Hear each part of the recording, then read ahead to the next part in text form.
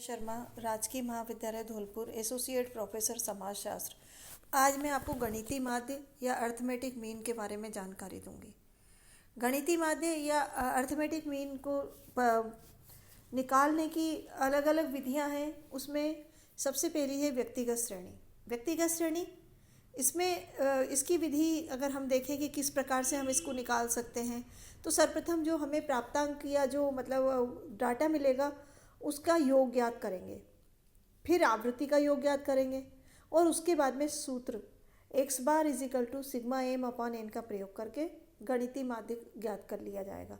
उदाहरण व्यक्तिगत श्रेणी में क्रम संख्या 1 2 3 4 5 6 7 8 क्रमशः ये है और इनके सामने है प्राप्तांक। प्राप्तांक है 10 12 15 17 18 20 22 23। अब जो आवृत्ति है उसका योग है 8 और प्राप्तांकों का योग है 137। प्रत्यक्ष विधि से हम जब इसको ज्ञात करेंगे तो हम इसके लिए सूत्र लगाएंगे x bar is equal to sigma M upon N. Sigma is equal to योग, m बराबर प्राप्तांक और n बराबर आवृत्तियों का योग। x bar is equal to 137 upon 8 is equal to 17.125। ये इसका आंसर है। अब यदि अगर हम इसमें शॉर्टकट मेथड अपनाएं इसी उसमें, तो हमें इस प्रकार से इसको इस विधि का हम प्रयोग कर सकते हैं। इसमें क्रम संख्या वही है 1 से लेकर 8 तक, जिसका योग n बराबर जो है वो 8 है। प्राप्तांक जो है उसके हम जो है लगभग जो मध्य वाला एक उसको जो है वो मान के किसी भी कल्पित माध्य मान के किसी भी एक मूल्य को g या कल्पित मान लिया जाता है माध्य। फिर इस कल्पित माध्य की से श्रेणी के प्रत्येक मूल्य का विचलन ज्ञात किया जाता है और इन समस्त विचलनों के योग को हम सिग्मा डी कहते हैं, वो ज्ञात कर लिया जाता है। माना हमने यहाँ पे 17 को कल्पित माध्य g मान लिया है, तो हम तो इसके जो है कुछ तो जो है वो घटते क्रम में है अंक और कुछ प्राप्तांक जो है वो बढ़ते क्रम में है। तो हम इनको जो है इसके ऊपर वाले जो हैं उनको माइनस में 15 माइनस 2 बराबर 17, 12 माइनस 5 बराबर 17 और 10 माइनस 7 बराबर 17।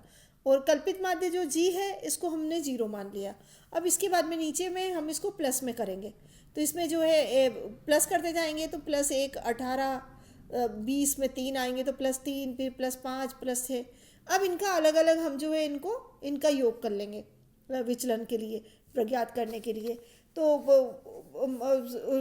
ऋणात्मक में जो है -14 आया और धनात्मक में +15, तो sigma D is equal to 1। अब हम यहाँ पे जिस सूत्र का प्रयोग करेंगे लघु विधि में वो है x bar is equal to G plus sigma D upon N.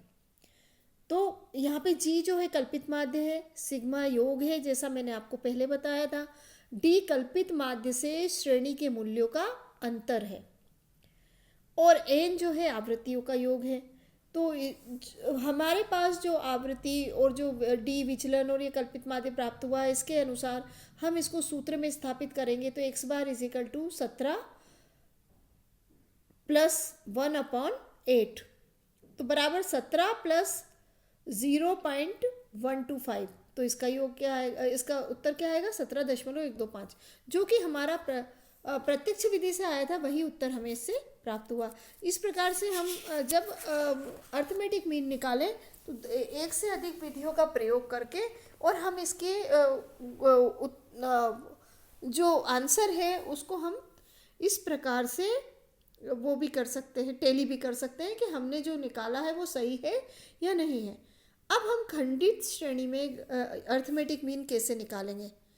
मूल्यों का जो है उनके सामने की आवृत्तियों से गुणा करके सबसे पहले हम एमएफ ज्ञात कर लेंगे। उसके बाद समस्त एमएफ का योग वो होगा सिग्मा एमएफ, उसको ज्ञात कर लेंगे। फिर आवृत्तियों का योग एन ज्ञात कर लेंगे।